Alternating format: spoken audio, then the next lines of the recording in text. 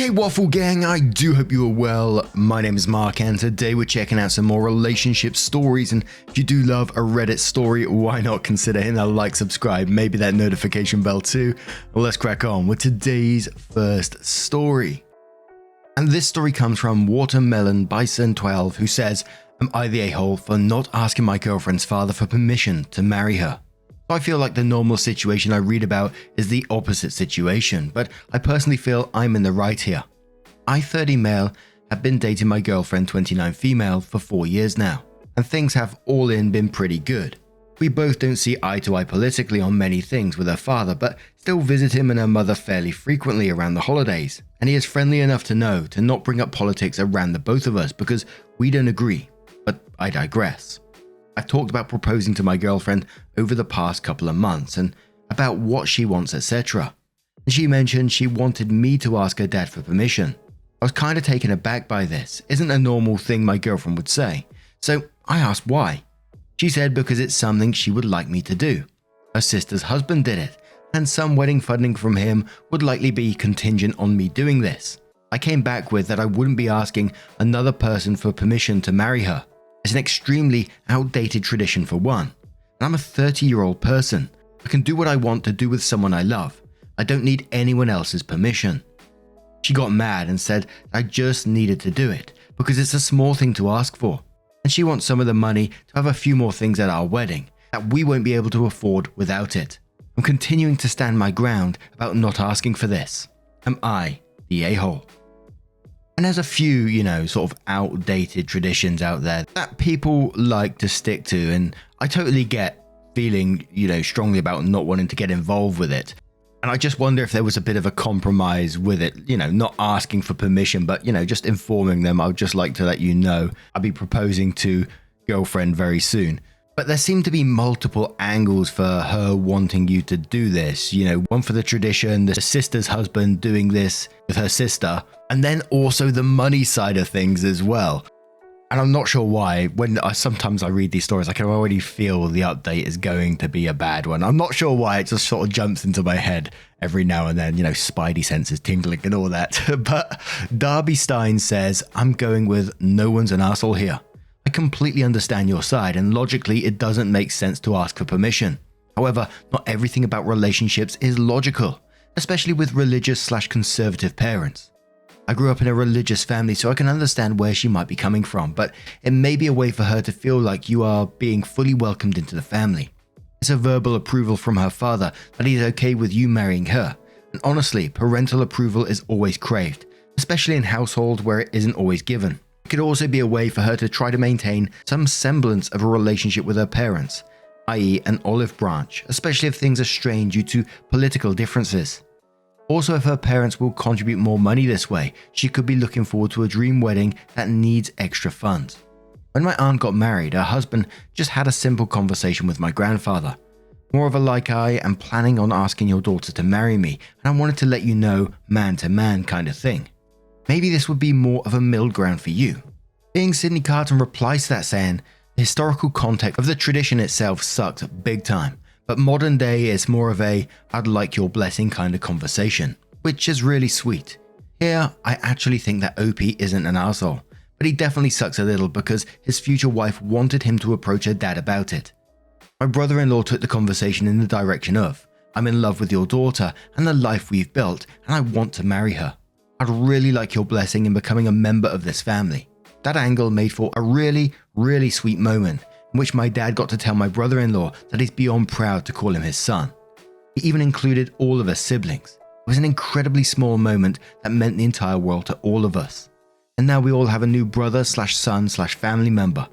I think that this could have been that kind of moment for OP, and he let it slip past him because he's making a stand against tradition. Because making a stand against the tradition was more important, which is really sad. It would have been a small compromise that would have made his future wife and father-in-law very happy. Though I just think he kind of sucks for failing to see that. Sliver of Optimism says, "Ask for a blessing rather than permission to do it with both parents, maybe even siblings. That way it's sweet rather than transactional and bypasses the outdated portions. Opie responds and saying I suggested this with asking for both parents and was told that her father will likely want to speak to me alone on it and won't include the mother if I try to ask with both of them. Again, I don't mind telling them I'm going to do this, but the blatant "you have to ask me and only me" is what's really off-putting for this. Clover Rose says, I'd say you're the a-hole. I can completely understand it being outdated, and I can understand if you end up feeling embarrassed or something by doing it, but she's asking this of you. Being married means that sometimes you compromise on your own comfort to make the other one beyond happy. Also, it's not a bad thing to have financial help towards the wedding, and if asking permission is a way to do that, it's pretty easy. I'll also point out that my husband also contacted my father, but it wasn't "do I have your blessing to marry your daughter?" and more "hey, I love your daughter so much I'm going to ask to marry her." It was just more letting him know of his plans, you know. Opie responds saying, I think that is the route I propose with my girlfriend. I just don't like the asking permission part. So like you said, if I phrase it more as a "I'm doing this and want to let you know because I respect you," I think that will make both sides happy. Thanks for the suggestion. Vindictive Nostalgia says, not the a-hole, it's an extremely outdated tradition. When my dad asked my grandpa for permission to marry my mum, grandpa said, "What are you asking me for? You need to ask her." And that was in the 1970s. Mem Correct says, I agree, not the a-hole. Even if it's just symbolic or just meant to get her dad to support them financially, I wouldn't go along with this. I'm against treating my partner like a piece of property, even if it was purely symbolic. It also sends the wrong message to the in-laws about what future relationship they are all going to have. There are plenty of wedding traditions in my country that are chauvinistic, and people who disagree with them simply don't do them because it's against their principles. I'm with OP on this one. So OP then updates the original post 2 months later and says, "Hi y'all, original post is here. Am I the a-hole? Didn't allow me to post my update there, so putting it here." So after reading a lot of responses in the original thread, I decided to ask for my girlfriend's parents' blessing. I told her I was going to do it and she was very happy. We were going to visit about 2 weeks after I posted the thread, and I figured it would be a good opportunity to ask. So my fiancée went for a run one morning and I was lounging around talking with her parents when I said I'd like to talk to them about something. They both kind of smiled like they knew what I was going to say, and immediately her dad says, "Let's go and talk in the garage." So him and I go out there and I phrase it like some people told me to. I want to marry your daughter, and I'm letting you know that I plan to propose because I love her. I also want to get your blessing because I respect you and your wife. He was pleased with the answer and smiled and gave his approval for me to propose. All I needed. The proposal went great about a month later, romantic and just like I had planned. My fiancé loved it. So this past Sunday, we were discussing venues in the ceremony, and my fiancé casually said, "Well, Dad wants us to get married in this church, so we'll be doing it here." Oh no. Now, I'm not religious and I wouldn't mind getting married in a church, but again, why does his opinion matter for our wedding? So I asked, "Anything else your dad wants for our wedding?" And then said we also needed to stay in separate rooms the night before our wedding too, per her father. Hilarious, since we've been living together for almost 2 years. This led to a massive argument about the wedding, the role of her dad in her life. I told her that up until a couple of months ago, it seemed like she couldn't have cared less about what her dad thought. But would it stop with the wedding? Would it continue on if we had children? Her excuse was that she was ruining her dream wedding, and it was contingent on appeasing her father. She didn't understand why I couldn't compromise and get her the extra cash to get her the wedding she had always dreamed of. So I told her, I'm not ready to get married if this is the stance you're going to take with your father, and that did not go over well. The yelling started and things started being thrown at me. So I left. I called my buddy and went to his place. He gladly let me come over. I got tons of missed calls from her. Some texts ranging from "I miss you, let's talk it out" to "You're an abuser trying to separate me from my family." I just honestly don't know where this behavior is coming from. It's like my fiance has been taken over by some bridezilla that only cares about having the perfect wedding. I'm just taking time to think about everything and what I want to do next. I'll maybe update again after this, but for now, things aren't looking too great for the future of our relationship. Just trying to keep my head above water. And like I said, I had a feeling something was going to turn in this update, but it wasn't what I was expecting. I was expecting the dad to flip out for some reason or another. Like you was probably saying yourself in this story, you're seeing a little glimpse of your future here, the dad's control here. The amount of control he's being given is absolutely insane. I can just picture a future when, if you was to have children down the line, and if it was a son, it'd have to be named like Dad Jr. or something like that. Then she calls you an abuser and starts throwing stuff at you. What the hell? But now I'm going to turn this one to you guys. What do you guys make of this situation? Let me know your thoughts down in the comments below. Let's move on to another story. And our next story comes from Last Advice 5907 from the Am I the A-Hole subreddit, titled Am I the A-Hole for switching out my daughter's school lunches behind my wife's back? My wife Sarah, 36 female, and I, 35 male, have an 11-year-old daughter named Lily. Lily had begun attending 6th grade in September. But this problem only recently became a major issue. Sarah is Indian and makes great dishes that the whole family enjoys and tends to pack these lunches for Lily as well. She typically packs Lily a rice with dal in a container or something similar, which she had no issues with in elementary school. However, recently, Lily came sobbing to her mum and I about the lunches she took. The kids at school have been making fun of her food, which absolutely made my heart break. I'd struggled with the same thing at her age. I come from a Chinese family and would always take homemade food to school too. When I asked her if she wanted us to report the problem, she begged us not to so she wouldn't be called a snitch or worse. When Sarah heard this, she simply contacted the principal, which I didn't want to resort to at first, and left the issue, telling Lily she wouldn't be buying school lunch and to just ignore the other kids. The same problem occurred every day. Lily would be coming home feeling extremely upset, and there were even times Sarah would yell at Lily for not even touching her school lunch. We both had talks with Lily about her culture and how she should be proud, have contacted the schools, but the school is ignorant of the issue. They simply had a talk with the parents and ended it there. And Lily isn't budging. I don't want her to starve because so many days she doesn't even eat her lunch. I know how brutal middle schoolers can be. I didn't want Lily to feel insecure or upset, even if it meant making her take other lunches. But Sarah refuses to make other lunches. I began to make other lunches for Lily, like sandwiches or something like mac and cheese, so she'd feel more comfortable eating in school in front of her classmates. As a final resort, when nothing else worked, I would take Lily's lunch for myself at work and pack her own lunch early in the morning, when she finished and seemed happy when coming home daily after. However, this only worked for about 2 weeks until Sarah found out and was infuriated. She said I was denying Lily her culture and she needed to learn to stop being insulted by other kids, telling me I'm raising Lily to get whatever she wants. Is Sarah right? Am I the a-hole? And we do have an edit and an update to this post as well. And we're going to start in the comments with individual ad9213 who says not the a-hole. Middle school is a time when kids are merciless to each other. There's also a time when children want to fit in and when they start to exert control over those things that their parents used to do for them. Your wife is not helping your daughter exert agency and make choices. A dismissal of your daughter's concerns and wishes are bound to create resentment and will result in a massive blow-up when your daughter is older.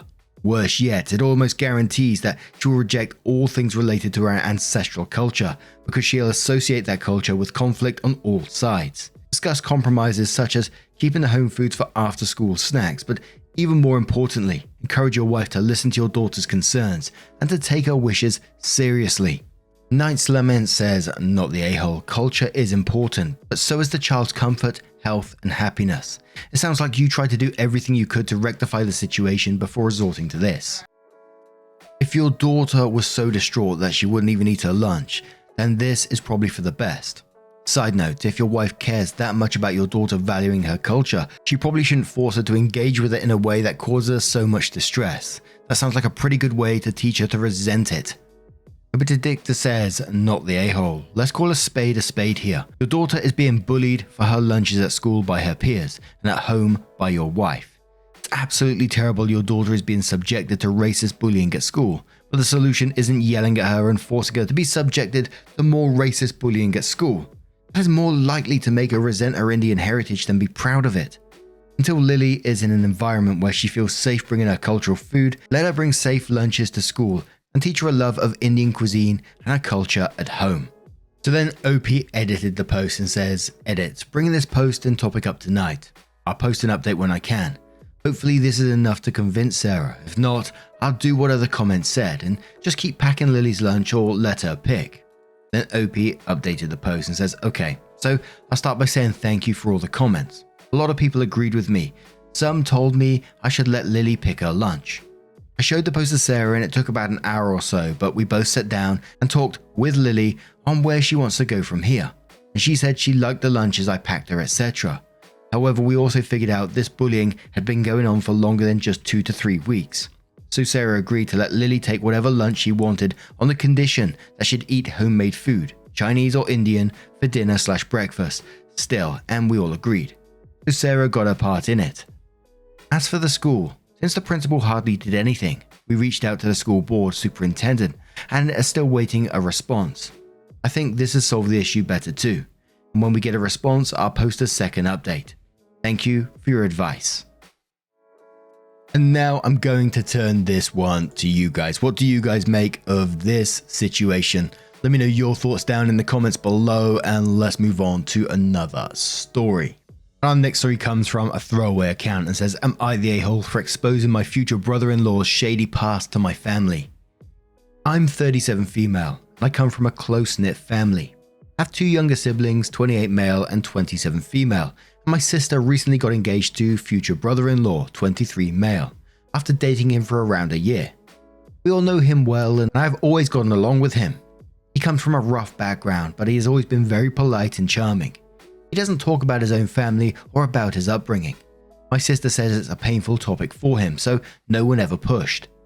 There was recently a family event which future brother-in-law attended. He was quiet during the day. He is normally high energy and sociable, then disappeared for a while. When I went outside for some fresh air, I bumped into him. He was emotional and said it was a hard day for him due to the negative associations. He ended up offloading some quite shocking things from his past, including that he has a history of very serious drug use, including needles, and that he has done sex work and porn, men and women. I felt for him at the time because he was so upset, literally crying on my shoulder, but afterwards I felt more and more uncomfortable. I still feel bad for him since he clearly regrets it, but it's very shocking to find out that he has that kind of history, and it does make me feel differently about him. Obviously, I told my husband what future brother-in-law told me because I didn't feel comfortable keeping it to myself. I also told my sister because I didn't know how honest he had been with her and it could impact on her decision to marry him. She was angry and said she was fully aware and it doesn't make her think less of him. I know others might disagree, but I decided if my sister and future brother-in-law weren't going to bring it up, then it was my responsibility to make sure my family had the information they needed to make an informed choice about what kind of relationship they have with him. My parents agreed that it was the right thing to do and were grateful. My brother said he could see my point, but didn't think it was my responsibility to share that information. My brother's wife thought I was out of line. When my sister found out I told our family about future brother-in-law's sketchy past, she was very angry. She's now refusing to speak to me altogether because apparently this has affected future brother-in-law quite badly. They are no longer engaged because he thinks he's not good enough for her, and no one in my family has seen him since all of this happened. Obviously that wasn't my intention and no one said he isn't good enough.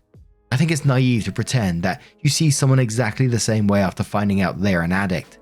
Whether you like it or not, there are risks that come with that lifestyle and relapses are common. I'm concerned that my sister will get hurt, and I don't think it's unreasonable for my family to have access to the same information I do, especially when they're inviting him into their homes and there are children around, etc.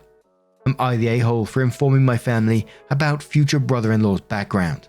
This story made me just fucking incredibly sad. This 23-year-old who broke down crying on your shoulder, talking about his past trauma, got to that point where he's able to talk about it. Absolutely betrayed this person and told everyone in the family. And it really didn't feel to me that that was out of concern. With the way I read this story, it felt like I've got information that no one else knows, so I'm going to tell everyone. And I know that's a jumping take, but you've just added to this person's trauma. You spoke to the sister, she said she knew. Why didn't you just stop there? Why didn't you say, okay, she knows, fair enough, let's stop? And that's what makes me think that you just wanted to give this information because you're the only one who knew about it, apart from the sister. Absolute betrayal. Not Sorry Charlie says, "You're the a-hole. Brother-in-law's story is for him to tell, not you. It didn't bring it up for a reason. Your sister has every right to be angry at you. He confided in you, and what did you do in return? Told everyone, so they can make an informed decision. Would you like someone to tell your parents your secrets without your permission? No." Rough Parsnip says, "You're the a-hole. Maybe you didn't realize because you're so blinded by your own ego, but he's 23. That would indicate that he got started on drugs and sex work at a younger, much more vulnerable age. Most 18-year-olds aren't aspiring to be addicts or porn stars. Do you know anything about his financial or living situations at that time? Do you have any idea how he ended up in that situation? Can you even imagine the shame and guilt he must feel without the added pressure of knowing how harshly you and your family judge him? Next time, if there even is a next time, that someone trusts you with personal information, try compassion over your holier-than-thou approach. And you might find that people with pasts they're ashamed of can be some of the greatest people you ever meet." Recovery Discovery says, "Here is the list of reasons why you're the a-hole on a truly spectacular scale. 1. You massively betrayed the trust of someone who opened up to you about their trauma. 2. You are judgmental of sex workers and people who have suffered from and overcome the disease of addiction. 3. You describe said disease as a lifestyle. 4. The fact that you felt the need to clarify men and women indicates a level of homophobia. 5. You're treating your adult sister like a child who can't make her own decisions. 6. You didn't have the self-awareness or emotional intelligence to realize any of this." Toph says, "You're the a-hole completely. You had someone in a vulnerable position tell you something in confidence, only to turn around, judge them, and then make sure everyone else had the same opportunity to pass judgment themselves. Your sister told you she knew, and that's where it should have stopped. It's not your place to out someone's personal lives to people that aren't already privy to said information. To think you could possibly not be the a-hole is so jaded, it's sick. Hope you enjoy the relationship you had with your sister because it's destroyed now because of your holier-than-thou sense of judgment." And now, what do you guys make of this situation? Let me know your thoughts down in the comments below. And talking about that story and, addiction and stuff like that, it brought me back to my youth and incredibly sad. Where we lived when I was younger, there was a lot of addiction issues, and I always remember one guy. I'm going to call him Elliot, and I'm not sure how old he actually was. I think he must have been around 25 to 30s, around that sort of age. And I feel real bad saying this, but you could very clearly see he was addicted to drugs.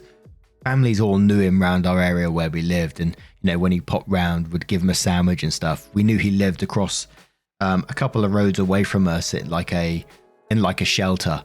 And it was part of this story that said, he's got an outgoing, bubbly personality and, past history and things like that. And he popped into my head as soon as I was reading this. I know it's not the guy, etc., but the story did sound like sort of very similar. And this guy would come round and he'd talk to us while we were all sitting on the fence just chatting, as kids and stuff. This kind of thing was normal where we lived.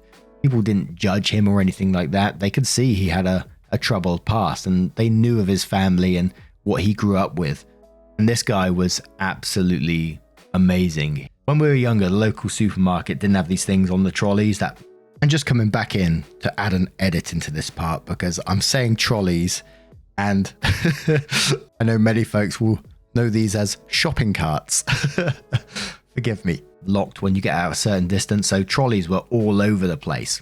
I know this is random, going off in a random direction here. So they used to send a guy from the supermarket to go collect all the trolleys and take them back to the supermarkets because people would just take them home with their shopping. Mad stuff, I know.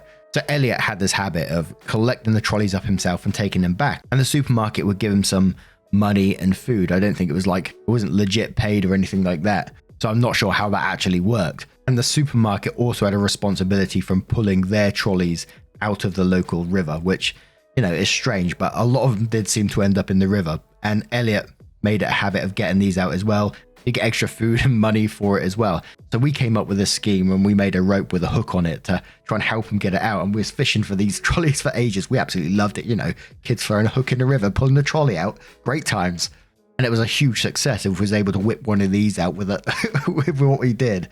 And he would take the trolleys away, claim it in and get some money and food and whatever. And do you know what this guy did?